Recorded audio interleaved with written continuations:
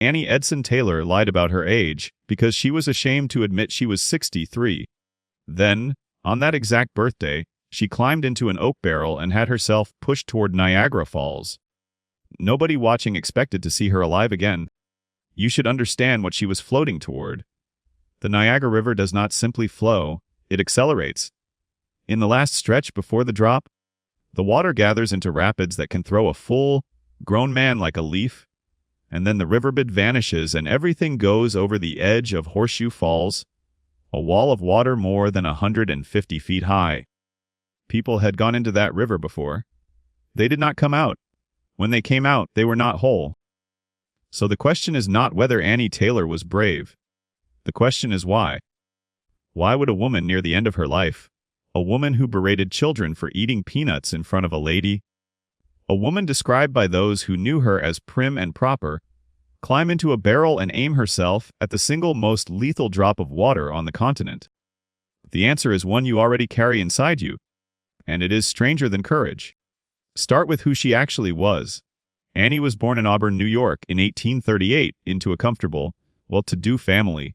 She trained as a teacher for 4 years. She married young to a man named David Taylor.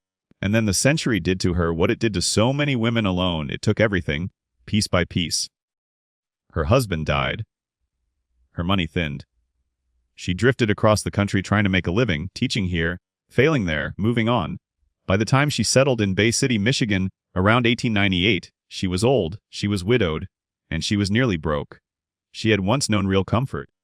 She grew up in a well-off household in Auburn and carried the manners of it her whole life.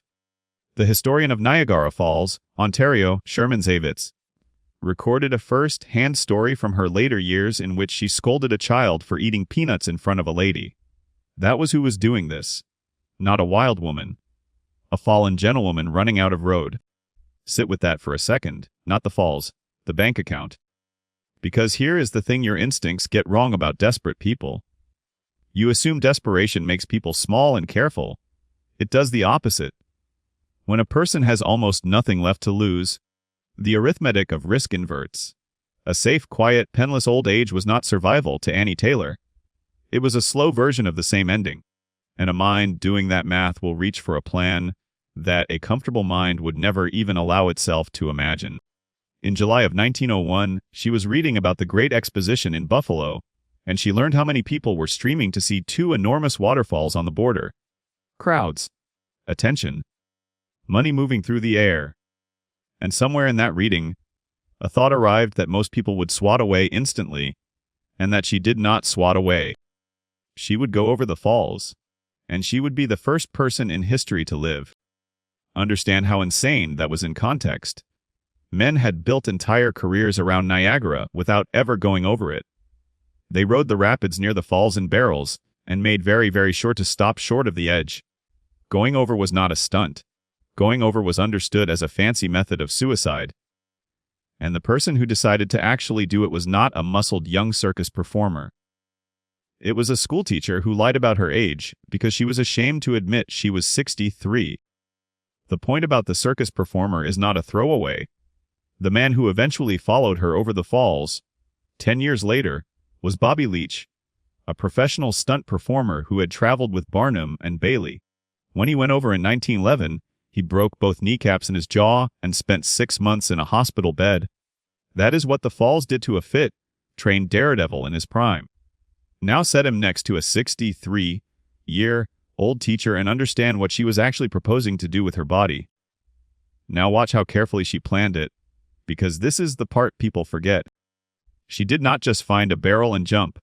She had one built. Custom oak, bound with iron hoops, and padded inside with a mattress so the impact would not simply crush her. She thought about air. She thought about how her body would be thrown. This was not a woman throwing her life away. This was a woman engineering a way to keep it. And still she needed to know if the thing would even hold together.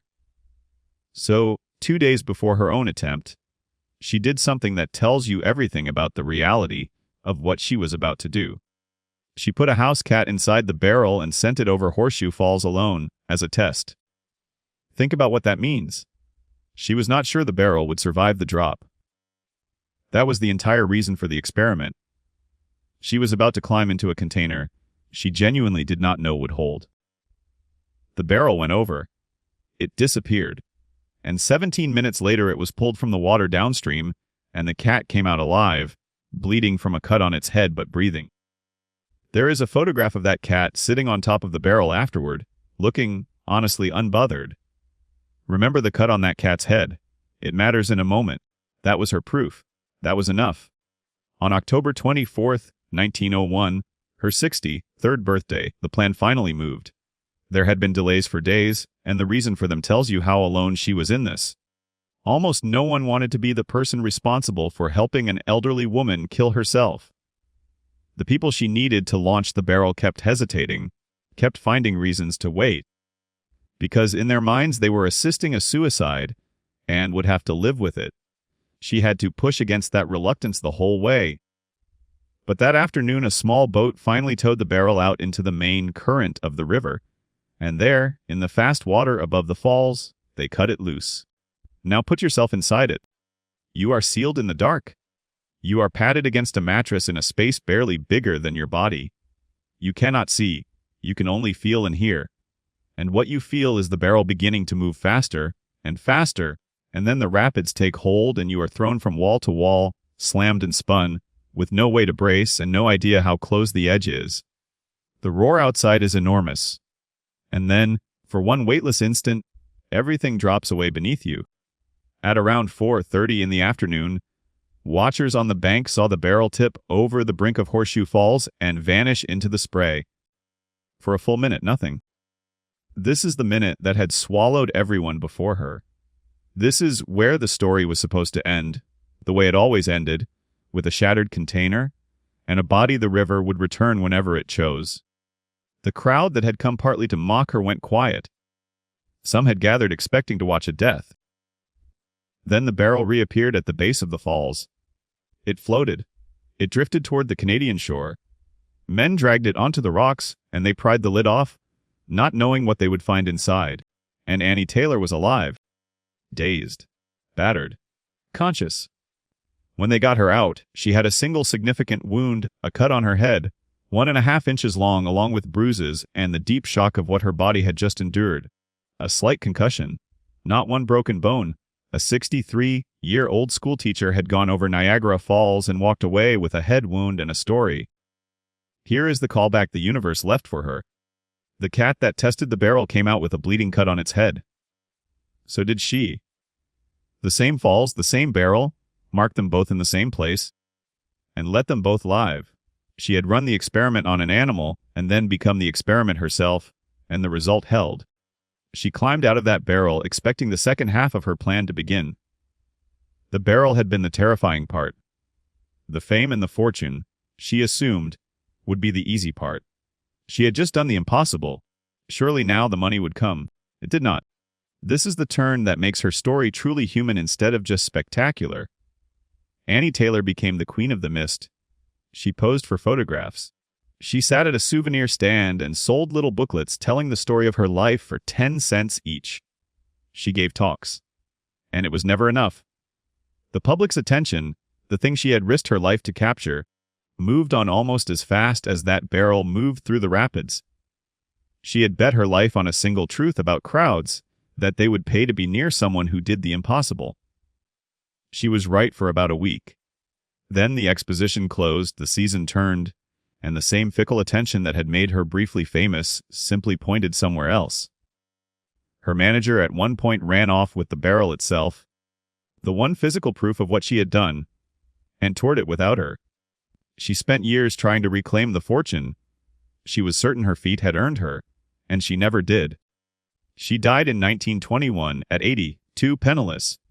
The only reason she does not lie in an unmarked pauper's grave is that a small group of people in Niagara Falls took up a collection to pay for her plot and her headstone.